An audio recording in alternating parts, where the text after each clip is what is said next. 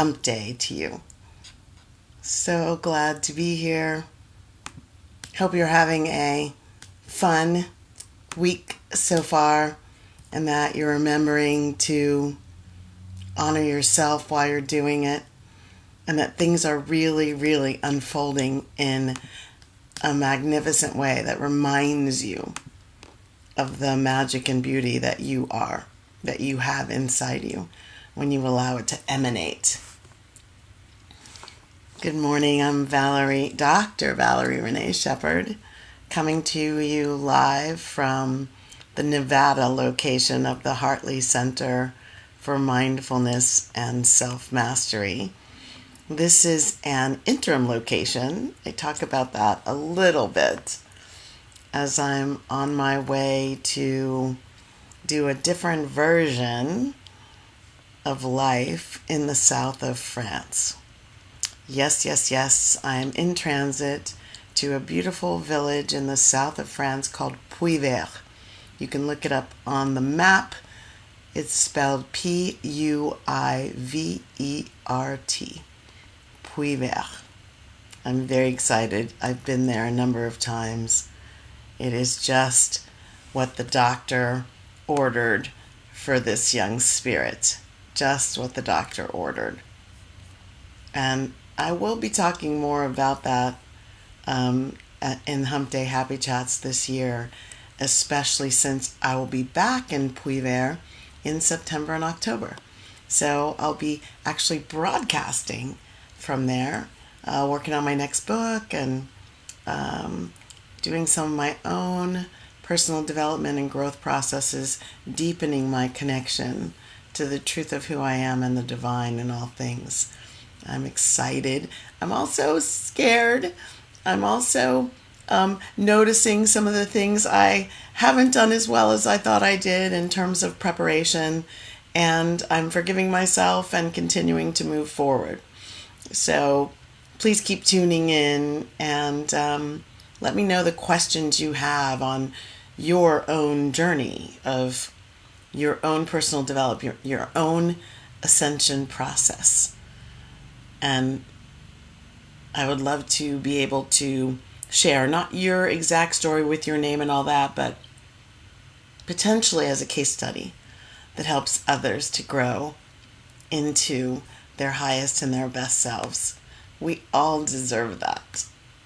You definitely deserve that.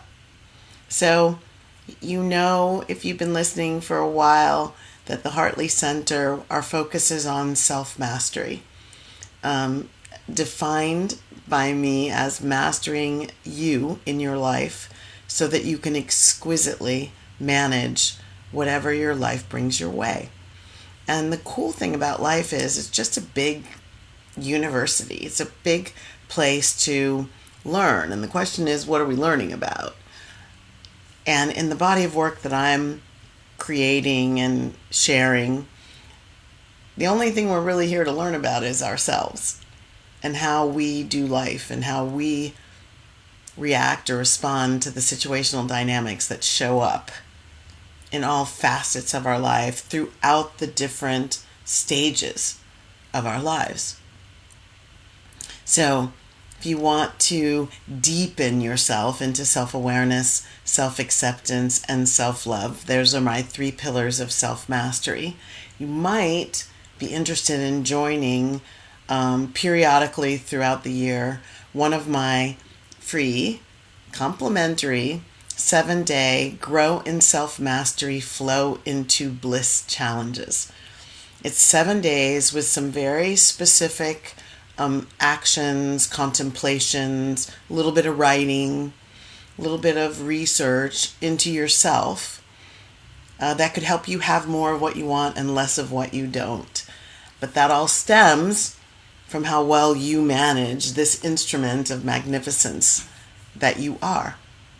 So my next Grow in Self-Mastery, Flow into Bliss 7-day challenge starts on Sunday. And it's important for you to check it out and take a look and see what more is possible for you. It doesn't matter that things are going well and that you're happy. It doesn't matter that things aren't going well and you're not happy. What matters is what you're willing to do about it, to give yourself what you desire and deserve. So you can go to https:// tinyurl.com/ self mastery challenge, all one word, tinyurl.com self mastery challenge, and check it out. Come play. And once you click on that link and register, you'll get a message that invites you to the forum. If you don't accept coming into the forum, you'll miss all of the work, because that is where the videos and the PDFs are delivered. That's where we as a group meet during the week. That's where you'll get messages from me, videos from me, typed messages from me. Everything happens inside the forum. So please do make sure that after you register, you watch for the invitation that says come join the forum, so that you can play live in all the things that are going on. Okay, enough about that. So today, the title today is so much fun for me. It's called Life Lessons from the Real Football. Yes, I said it. The real football. There are a lot of people who think American football is the be-all and end-all, and for some people it is, and I'm not going to argue with that because I love American football too. And I played the real football, soccer is what I'm talking about, for 23 years at all different levels. I captained many teams. I have the scars on my shins and the scars on my knees from 3 knee operations that all can be attributed to my love for the sport of soccer. And right now, we're dealing with a beautiful time as a women's soccer player to be able to watch these elite women in the FIFA Women's World Cup. I mean, when I was playing soccer, we were just barely getting Title IX. And for me, even contemplating playing at such an elite level, it wasn't a possibility. It wasn't even a possibility. And to see it now, it's sort of bittersweet. And I've been watching a lot of games, and it has just been fantastic. I mean, when you think about this sport, we're talking about a sport that has been around for more than 3,000 years. It's the oldest game sport on record in our history. It's amazing. Believe it or not, some of the first balls in China, the first balls were made of clothes with rocks in them. Can you imagine kicking a thing with rocks in it? Can you imagine being the goaltender, getting hit in the face with something that had rocks in it? I certainly wouldn't want to play that version. It is the most popular sport in the world. Billions play. It's amazing. And we get to watch these elite women. And I think they've sold over 1 million tickets, and it's just going crazy down in Australia and New Zealand. And unfortunately, our women's side didn't do so well on the pitch this time around, but they are the defending champions nonetheless, 4-time winners in different years, and they could have been a 3-peat winner this year, but not so. They've been knocked out.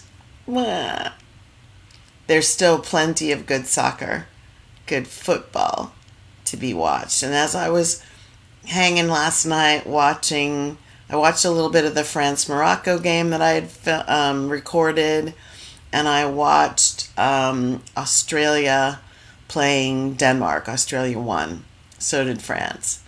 And I just kept thinking about the lessons that I got from playing this sport. And I started as a teenager, age 13. And actually did it following my big brother, following his footsteps, because I did everything I wanted to do everything he did, and I still do that today. I shoot archery as a part of rehab for my body And he's the one who got me into that a few years ago. So thank you, Biko. So a couple of life lessons.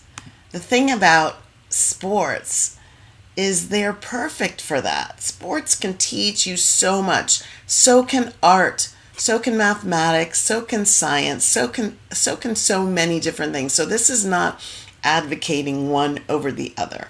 This is just saying, wowie kazowie. There is so much from the real, as I said, the real football. Okay, so a couple of them. And I'm going to go through these very quickly. But there's a little equity thing in football right now because the women have fought for equality in pay, equity in pay, and they got it, at least in the United States. The United States women are being paid the same as the United States men. So there's something to be said there, a life lesson for when things don't play out the way we think they should, no matter how small we feel we are, no matter how big we notice the problem to be, no matter how many potentially generations before us have fought for something, if we still believe there is upside in maybe not the fight, but in the transformation of a system, an ideology, a society, then we should go do it. And so there's the first lesson. If you don't like what's going on in your world, so that means within your world, and within your world where you navigate, where you travel, get engaged, do something about it. The next one, it takes stamina. Stamina, fortify your stamina. Remember that this game of football is run, run, run, run, run, and then run some more. And when you're playing at the elite level, it's 90 minutes. 90 minutes with a teeny weeny little halftime. There's not time for Beyonce to play in the halftime show. It's a teeny weeny little halftime, and then you continue on. That's the way your life is. And not only that, at the end of running and running and running and running some more, at the end of that run, you need to finesse or power a shot at your target. So as tired as you may be, as worn out as your legs may be, it's time to take a shot on goal after the run. Or you're running, and you have to defend the shot on goal. That was me. I was captain of defense. And so it's an interesting play in this idea of how am I going to regulate? How am I going to modulate my energy exertion? How am I going to make sure that I'm there for myself when I'm exhausted and can't imagine putting one foot in front of the other for another moment, and yet I've got a shot on goal? What do I do? Or yet somebody's coming straight at my goal and my job is to defend. So stamina, building stamina for your lifelong journey, and being careful and sure to keep yourself going no matter what. To not give up on yourself because of the appearance of the odds being stacked against you. To not give up on yourself because of the odds appearing to be stacked against you. You can't win when you're not in the game, and you can't be the best you when at time after time after time you abandon the vision of what the best you is. You abandon the opportunity to create that in yourself through the dynamics that are happening in your life. So that's 2. Life lesson number 3. This is similar to what's done in race car driving. Sometimes you have to slow down to speed up. In football, the real football, sometimes the clearest way forward is actually back. You'll notice on a soccer pitch over and over and over, it looks like, why aren't they passing the ball up? And they pass it back. Because sometimes passing it back stretches the field, widens the playing area, allows your offense to be better positioned against their defense, and the back pass creates opportunities for your team, your offense, to be more powerful and be more successful in the moment. So sometimes your clearest way forward is to pause, reassess, and maybe take a step back. We're conditioned to go forward all the time, almost without even thinking about it. We even are talked to about achieving our goals as just keep going. Not really. I understand the concept and I get it. Perseverance. I get that. And it's not an either or, it's a both and. In the midst of perseverance, in the midst of cultivating stamina for the long game, there is also recognition that sometimes a pause and sometimes a back pass is the clearest, best way, maybe even the safest way, and potentially most successful way forward. I think it was Robert Louis Frost said, it was Rumi who said, straying marks the path. Meaning, sometimes you think you're on this clear path, but if you stray off of it, when you stray off of it, a whole new world may open up, a whole new vision. And it's not like you're saying, forget that path, I'm going down this one. It just might be a little detour that takes you faster, safer, easier to that same destination, that same goal. So remember that. In soccer and football, it's called the back pass. And in your life, it may be a pause, it may be a detour, it may be a retracing of some steps to see what more is possible from doing it with a different mindset, heart frame. And here's a really important one. And this seems different in the World Cup games that I've been watching versus the ones I played. There seems to be a lot more physicality going on in 2023 World Cup soccer than I remember playing in the all-star soccer level that I played. I don't remember seeing the pushing, the pulling, the knocking down. And in one match, I even saw a red card for stepping on someone's back. Wow.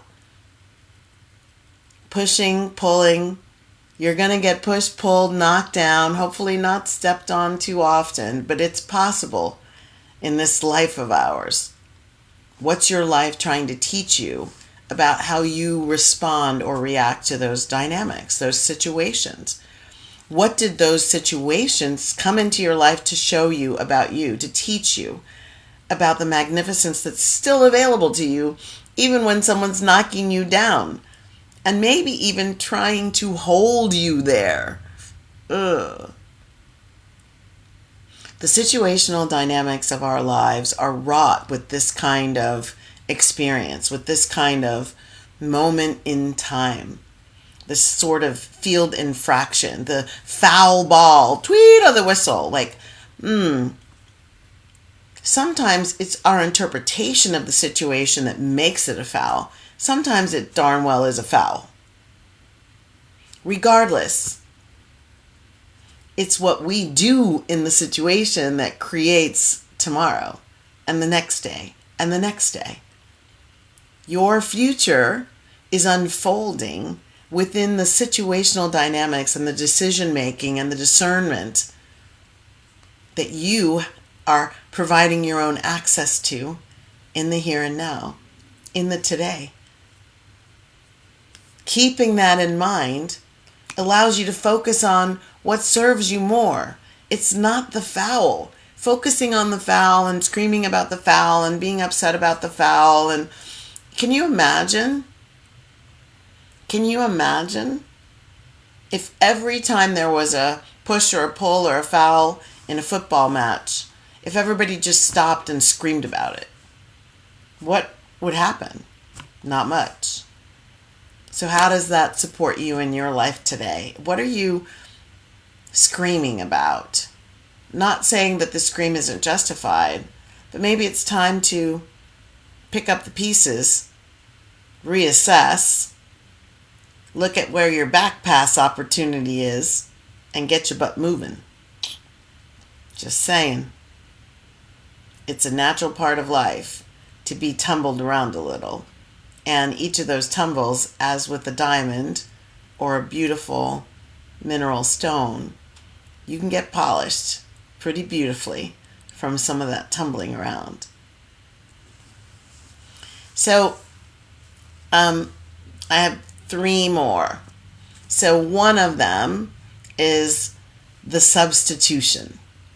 Now at elite level soccer, there are a whole bunch of rules around when you can substitute and how many substitutions you have, and it becomes a very strategic decision to know at different points in the game when it's time to substitute a different player. And I've been enjoying watching the masterful strategic decisions around that at this World Cup elite level. When I played, it was pretty simple. You had as many as you needed, and you could only do it when you had possession of the ball on a dead ball play. So you could substitute only on a on a throw-in. And when you had the possession and you were throwing in, you could call a timeout, and a timeout long enough to substitute players. Well, the cool thing about a substitution is you get to tap out for a little bit. You get to say, okay, I've lost my way. I've lost my enthusiasm. I've lost my stamina. I think I might have a little injury. I need a pause. In all of those situations, you could call for a sub. Ask the coach to substitute someone for you for a minute. Take a reprieve. Nurture yourself. Give yourself a minute to recover and then move on. Well, guess what? It's like that in life. It's called delegation. It's called delegation. If you're still doing life as though you're the only one who can do all the things that your life is asking for, you're wearing yourself out, and it's no wonder you're impatient and you want everything to happen now, and you're just trying to drive forward to the finish line. But life is worth more than that. And your life is talking to you and maybe offering you the substitutions that you need, that you want, that would serve you in the highest and best. So in your life, when you need a rest, when your part is done, see who else is there to help you. And this leads right into my next one, which is build and rely on your team. There's no such thing as one person doing everything on the pitch. And even when goals are scored and it looks like, oh my God, she did it all by herself, there was an assist. There was an assist, and they're critical in every match, and they're tallied. People get credit for assists. It's a beautiful thing to assist, and it's a beautiful thing to receive the assistance. So remember, in your life, the lesson is, how many times are you asking for help? Part of it is delegating, call for a substitution, and other times it's saying, I need some help with this. I need some help with this. When you see a direct kick on goal in soccer, what does the goaltender do? The keep is always looking for how she uses her back line and her other defensive players to cover part of the goal so she doesn't have to worry about it, so she can focus on a certain line. That's her assist. When a defender is out of position and an offender is running, they call for someone to fall back and cover. That's an assist. You don't have to do it alone. You just have to remember who are your delegatable substitutions and where's your assist. From whence cometh my help? From whence cometh my help? And finally, one of the things that was so important, especially in the position that I played, which was most often center back or sweeper, it was about recovering quickly. How quickly could I recover from a mistake? How quickly could I get back in position in the middle of an oops or a whoopsie daisies? How quickly could we as a team recover from a big whoopsie daisies? The other team scores. How quickly could we get our heads and our hearts and our feet back in the game toward the original goal, no matter how many points we were down, no matter what had just happened. And the game moves incredibly quickly. So being able to recover, that's your resilience. That's your resilience. And resilience is one of the most powerful skills you can cultivate in yourself as you are experiencing and expressing yourself into your life. Resilience takes you over every hump, through every pitfall, through every valley, and you really have to cultivate it. You have to notice what supports you when you're feeling down. This very morning, and as I was noticing some things that I would call mistakes in my game plan, some, whoops, I didn't think about that. Oh my gosh, I didn't do enough research on that. And there are some dynamics happening with this international move that are showing me maybe I didn't do it really well enough. And I was having my little cry this morning of not exhaustion, but just sort of, I wish I'd done this differently. Not questioning my ultimate goal. That's still in play 110%, and I'm thrilled about it. And on the way, there are dynamics that didn't do so well. Didn't really support myself. And I forgive myself. I still love myself. And it's about getting back up and going from here. What I teach in my body of work as the so what, now what moment. So what that I didn't see that when it was coming right at my face. Now I do. Now I want to deal with it. Now what is happening? What are the repercussions? What is next? What is next? So what, now what? So there you have it. So there you have it. What was that? Six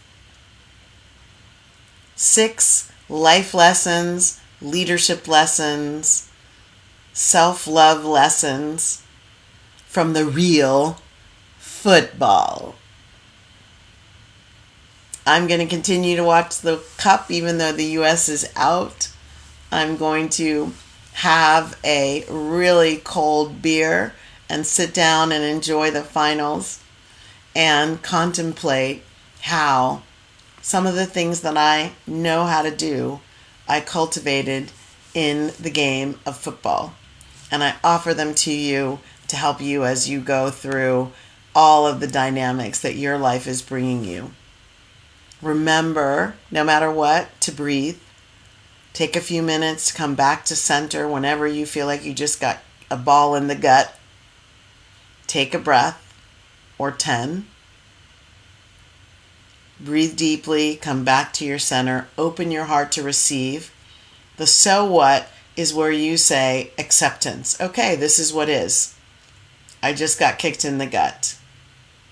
The now what is where you open your heart to receive. And opening your heart to receive is how the wisdom for making the decision about the now what comes. When necessary, ask for help. Look for a substitution. Delegate. Remember, above all, when you're in the game of life, to play. To remember that it's not about amassing things and getting somewhere. It's about being you at the highest levels and experiencing everything you came here to experience through your life. Forgive yourself over and over some more. Apply the wisdom that you get on the journey and keep on keeping on. Many blessings. I always close the Hump Day Happy Chat with the Karanaya Metta Sutra, the prayer of loving kindness from the Buddha, and it goes like this. May all beings be peaceful. May all beings be safe. May all beings be happy. May all beings, most importantly, awaken to the light of your true nature. Awaken to the light of your true nature and be that. And may all beings be free. Many, many blessings. I'm Dr. Valerie Renee Shepherd, coming to you live. This has been another edition of my Hump Day Happy Chat. See you next time. Bye.